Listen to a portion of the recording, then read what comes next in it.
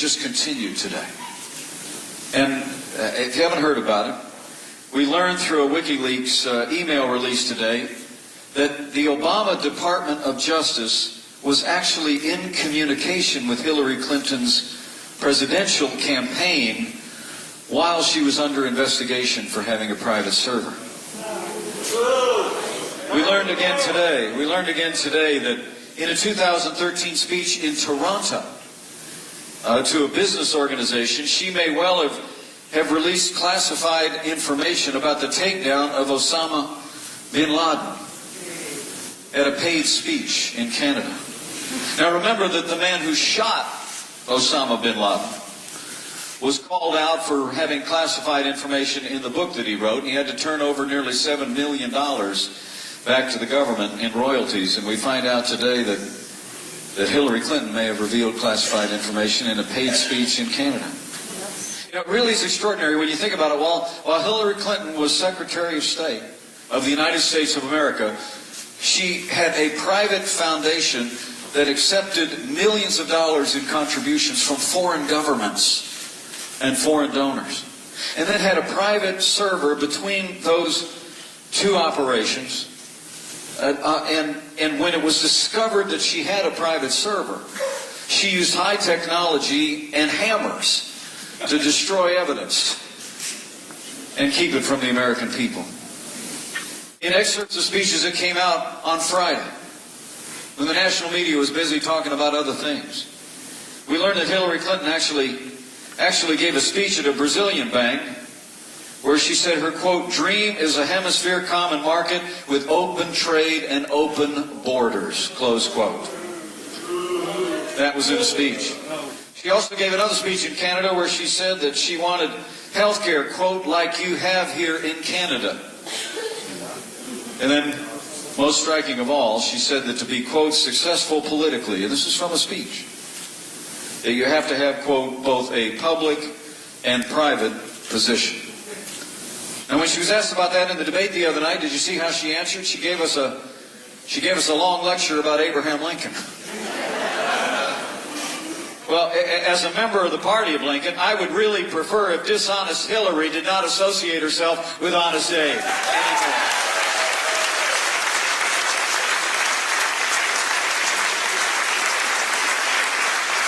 I mean, the truth of the matter is the American people remember a day when we had a president in Washington who erased 18.5 minutes and they ran him out of town. Remember? Well, Hillary Clinton actually used high technology to erase nearly 18,000 emails. Men and women, that doesn't sound like politics. That sounds like obstruction. And the American people are sick and tired of it.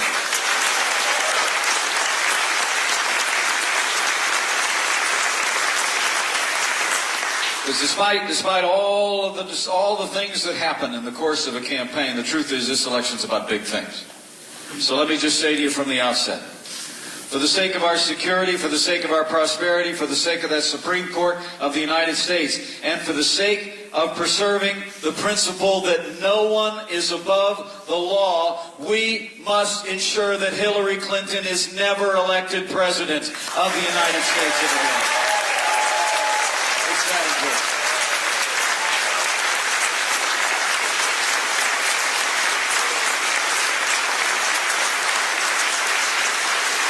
Because this election is about big things. It's about big things. I mean, we've got to talk about those first things first, because men and women, that's about the fundamental expectation the American people want. That we want government that reflects honesty and integrity. But the truth is, in this election, the kitchen table issues, the ones that keep the American people up at night, are where we also have to focus. They have to do with security and prosperity and the highest court in the land. Let's start on the security front. I don't know if you know this, but you know today that in 7.5 years of Barack Obama and the leadership Hillary Clinton wants to continue, our Army has the lowest troop level since 1940. Our Navy has the smallest numbers of ships since 1916. Our Marine Corps is down to 23 battalions, down from 36 that our warfighters say that they need to defend our nation. And the Air Force down to about 1,100 fighter aircraft and bombers. And the average age of those aircraft is 27 years. That's older than most of the men and women that we train to fly them, and that fly them bravely to this day. It truly is extraordinary. Hollowing out our military in a direction and a policy that Hillary Clinton is committed to has got to come to an end. For America to be safe, America must be strong. And when he becomes President of the United States, Donald Trump will rebuild our military. He will restore the arsenal of democracy. He will provide our soldiers, sailors, airmen, and Marines with the resources and the training that they need and deserve to protect our families and come home safe to theirs.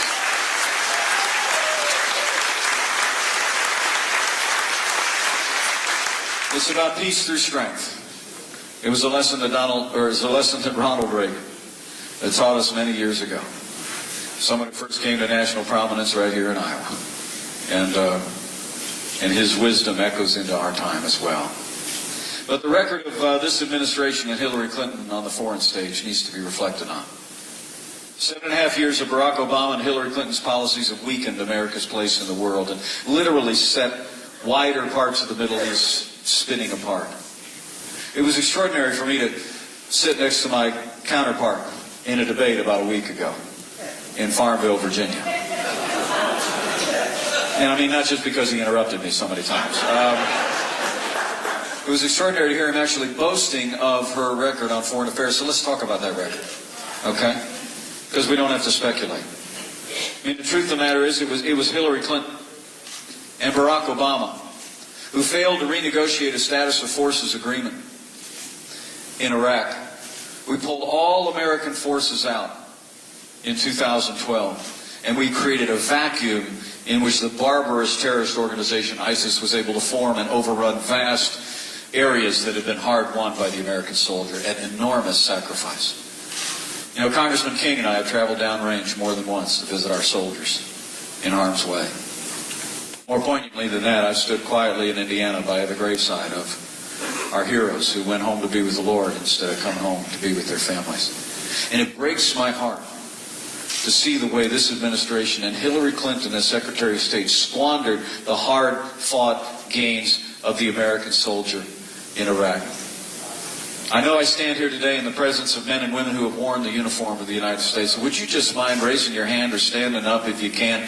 Just give us a chance to thank you one more time. Our veterans, would you please?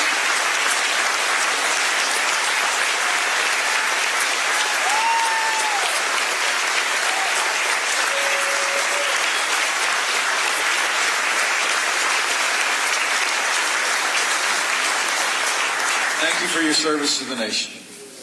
Thank you for what you wrought for this nation in your time.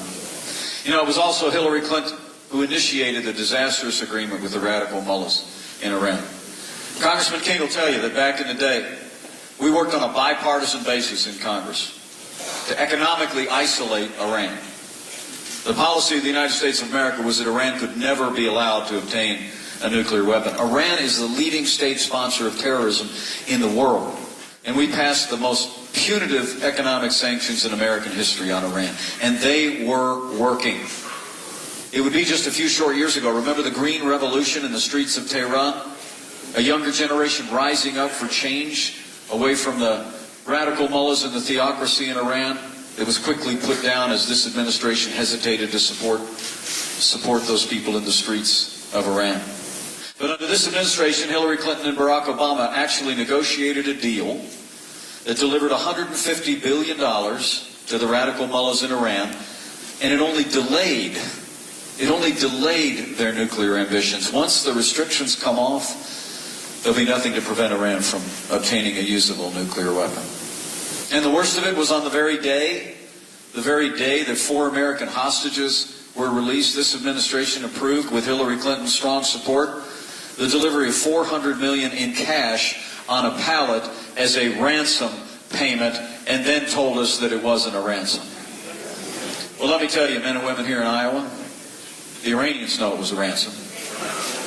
And I'll make you a promise. When Donald Trump becomes President of the United States of America, we won't be paying ransom to terrorist sponsoring states. They'll be paying a price.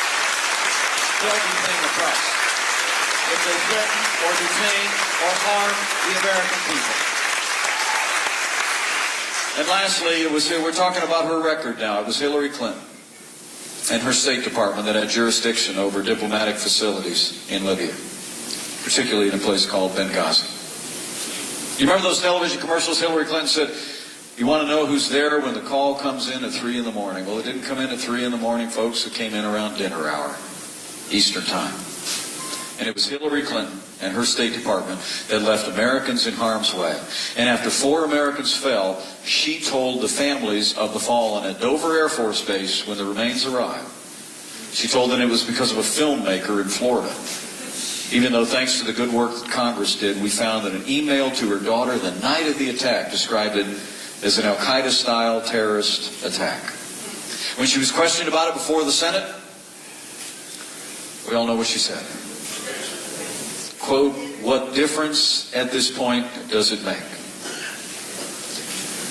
Well, men and women of Iowa, let me say to you, as the proud father of a United States Marine, who we just said goodbye to this morning as he went to his latest assignment, anybody that said that, anybody that did that, should be disqualified from ever serving as Commander-in-Chief of the Armed Forces of the United States of America. Ever.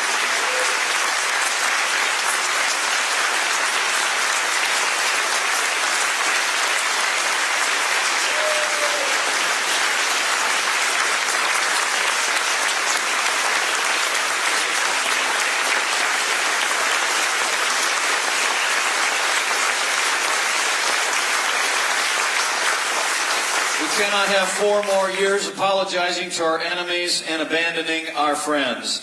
The American people know that for the world to be safe, for America to be safe, America needs to lead on the world stage with American strength, and that begins the day that Donald Trump is inaugurated as the 45th President of the United States.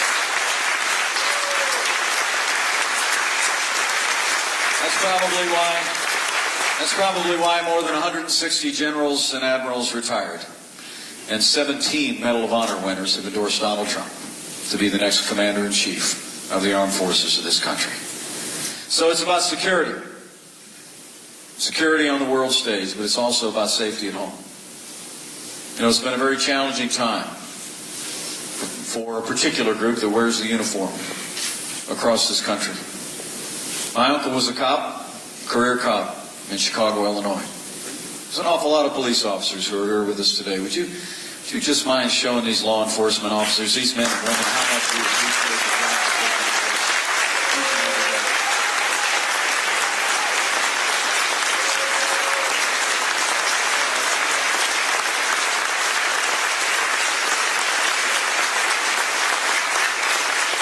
Support law enforcement at every level. We will provide the resources and the tools that they need to do their job to protect our families and go home safe to theirs, and we will restore law and order to every city and every community in the land. That's probably why the 330,000 men and women who make up the largest police officers union in America, the Fraternal Order of Police, endorsed Donald Trump to be the next president of the United States.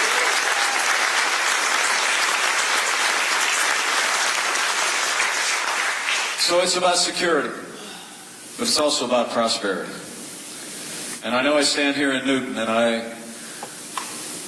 don't have to talk to you about the challenges the community faces when companies pull up stakes and leave. We had that happen in the Hoosier State earlier this year when Carrier, a company that had been in Indiana for decades, just like Maytag had been here in Newton, a company had been there for decades, suddenly and without notice just announced they were pulling up stakes and heading to Mexico. And I called the executives from Carrier into my office at the State House in Indianapolis, and I asked them, why are you leaving Indiana? I mean, I'm admittedly biased, but I always tell people, if you can't make it profitably in Indiana, you can't make it profitably anywhere. I mean, truthfully, we've got a great manufacturing environment in the Hoosier State. And they said to me, frankly, he said two things I'll never forget. They said, Mike, it's nothing to do with the Hoosier state. Indiana's a great right-to-work state. We're a low-tax state. I mean, I compete every day with Governor Terry Branstad. This is who's got a better conservative record here. They said, we love the Indiana record, but they said, number one, all of our competitors are already in Mexico. And they said, number two, the avalanche of regulations coming out of Washington, D.C. It just caused us to say, enough is enough. In fact, we're in the weakest economic recovery from the Great Depression. The lowest labor participation rate since the 1970s. Nearly 4 million more Americans are living in poverty today. Millions more living in poverty today than the day Barack Obama became president of the United States. And despite the heartbreak in Indiana, the heartbreak you all experienced here in Newton, Hillary Clinton wants to continue all the same policies. I mean, it really is pretty amazing if you think about it. Sometimes people like to say, and it's true, that she's essentially running for a third Obama term, as bad as that sounds. I actually think a truer statement is that she wants to do more of the same. Hillary Clinton wants to raise taxes by $1 trillion. She wants to expand government regulations. She wants to increase spending by $2 trillion. She wants to build on Obamacare and continue to support the same kind of policies that have been stifling the American economy. I mean, the truth of the matter is, the other side tells us pretty regularly that this is the best that we can do. But people here in Iowa, you know, just like we do in Indiana, it's not the best we can do. It's just the best they can do. And when Donald Trump becomes president of the United States of America, we're going to put common sense, conservative principles into practice, and we're going to get Iowa working again, and we're going to get America working again. Here's how it's going to go. We're going to do it. Couple of basic principles. Where they want to raise taxes, we're going to cut taxes across the board for working families, small businesses, and family farms. We're going to repeal death taxes once and for all, and we're going to lower the business taxes in America so that companies in Iowa can compete and keep jobs here in Iowa instead of seeing them going overseas.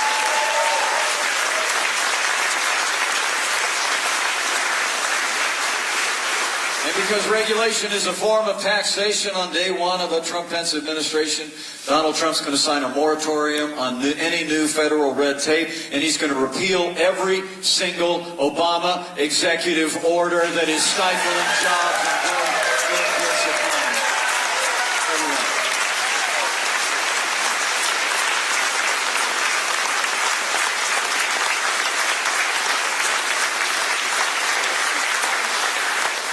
And when it comes to energy, on day one of a Trump-Pence administration, the war on coal comes to a crashing halt. And we are going to develop the resources of this land, our traditional fuels, our renewable fuels. We're going to have an all-of-the-above energy strategy that fuels an American recovery. And when Donald Trump becomes negotiator-in-chief. You with me on that? You get me? I mean, look, I believe trade means jobs. Exports in agriculture and in manufacturing support jobs here in Iowa and all across America. Imports result in low-cost goods. But under Donald Trump, we're going to make sure that trade means American jobs. We're going to negotiate trade deals that put the American worker first. We're going to renegotiate NAFTA. We're going to get out of TPP, and we're going to hold our trading partners accountable for the promises they make to the American people. If you want access to the most powerful economy in the world, you're going to do a deal, and you're going to keep it under Donald Trump.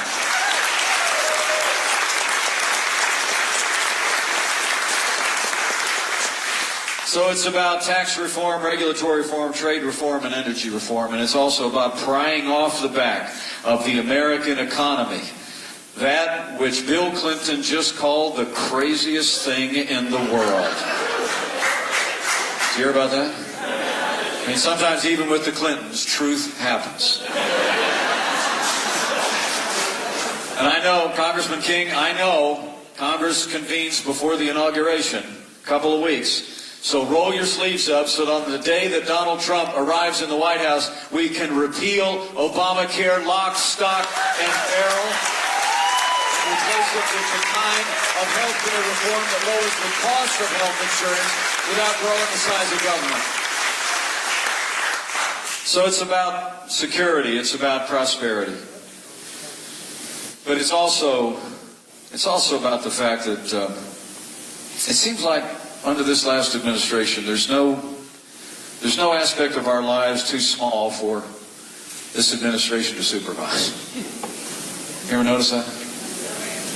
There's no provision of the Constitution too large for them to ignore. And I want to tell you here in Iowa, Steve mentioned it before. The importance of everything that we've said so far may well pale in comparison to the magnitude of this one issue. We're electing a president for the next 4 years. But that president will probably set the course and direction of the Supreme Court of the United States for the next 40 years. And we better think long and hard about that. Elect Hillary Clinton, you better get used to more unelected judges using unaccountable power to take unconstitutional actions. Legislating from the bench. You heard her in that debate the other night, a wish list of things that she wants to make sure that her court does. Elect Donald Trump as President of the United States, I promise you, you will have jurists appointed to the Supreme Court and every court in the land who will uphold the Constitution of the United States of America.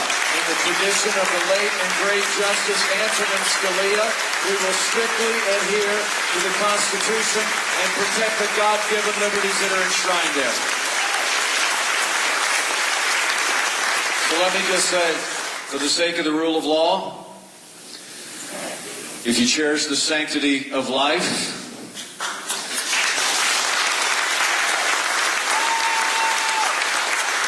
if you cherish the Second Amendment to the Constitution and the right to keep and bear arms, we must ensure that the next president to make appointments to the Supreme Court of the United States of America will be President Donald Trump.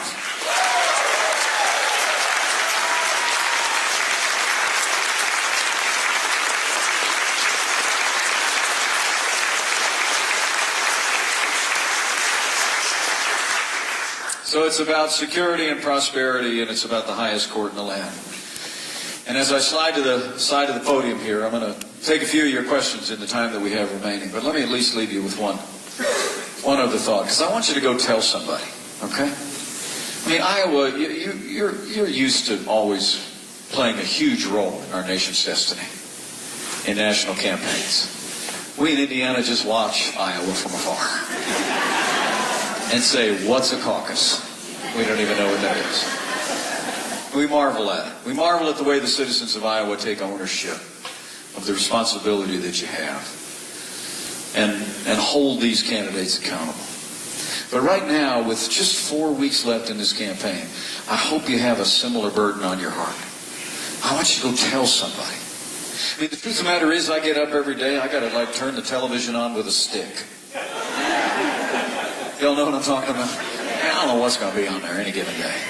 And it's just, ever since I joined this campaign, it's been obvious to me, it's 2-on-1 every day, with the media doing half of Hillary Clinton's work for her. But the amazing thing is, Donald Trump is winning hearts and minds every day. And it's because the American people are talking to each other. So I want you to leave here today, and I want you to talk about it. Talk about that email stuff. I mean, just go look at it. It's bursting all across. I'm sure it'll be the 7th or 8th item on the evening news tonight. Okay, really. But you can find it. Go find it. Talk to people about what's happening in the world. The rise of radical Islamic terrorism, what's happened in the wake of weak and feckless leadership on the world stage. Talk to them about this economy and that we can do better, but we've got to change course. We've got to change leadership. And talk to them about that court. Talk to them about those liberties. But talk to them about one other thing, if you would. And that is, in these divided times, where it seems like, we're almost to the point where the evening news is going to have two two people doing the weather just to argue about it. Because there's always a pro and con on everything, isn't there, anymore? I want to tell you, Donald Trump and I really do believe that there will always be more that unites us in these United States of America than will ever divide the good and great people of this nation. I believe it. And he believes it. And it has to do with faith. I think it has to do with faith. Faith in God and faith in the American people. You know, let me tell you, I just got to know Donald Trump in the last 3 months. We actually spent some time together as a family, didn't we, dear? We flew out when he was considering a long list of extraordinary people, men and women, for this position. And we met them as a family, and the Pences are a family. To know the Trumps is to know a family, to know the Pences is to know a family. But one of the things we found out is there's things we shared. His grandfather immigrated to this country through Ellis Island. My grandfather immigrated to this country from Ireland when he was about my son's age. His dad was a self-made man who built a business up from nothing and lived the American dream and raised a strong family. My dad worked in a gas station company and built up a small business in a small town in rural Indiana. Donald Trump and I were both raised to believe that to whom much is given, much will be required. And so for him, that meant that the kid from Queens went to Manhattan Island, right? And built the big buildings to the skies. For me, it was a calling into public service. I mean, I always tell people, other than a whole lot of zeros, Donald Trump and I have a lot in common. A lot. Out the door. And that's this. Yeah. And that's this. It's a belief in the American dream. Kids, the American dream, it's not a slogan, it's the real thing. It's the idea that here in America, anybody can be anybody. If you study hard, if you work hard, if you play by the rules, if you look after your neighbors, then you can live out your dreams in this nation. And I want to tell you, as you leave here today and you go tell your neighbors and friends across a backyard fence, in the city and on the farm, at worship or at work about this election, about the cost of this election, lay out